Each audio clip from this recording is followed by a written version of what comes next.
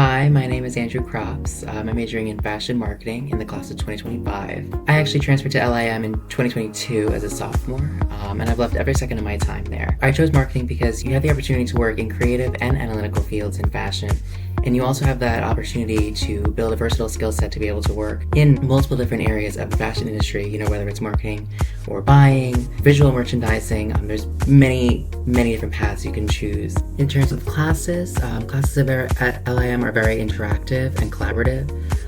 Whether you're working in a hybrid modality or all in person, you'll have the opportunity to network with your professors, meet peers with all different experiences, meet people from all over, and as a class you'll be able to take class field trips and meet people from the industry.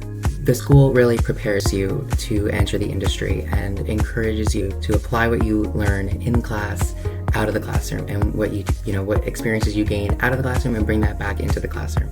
So that way you really have that holistic view of the industry.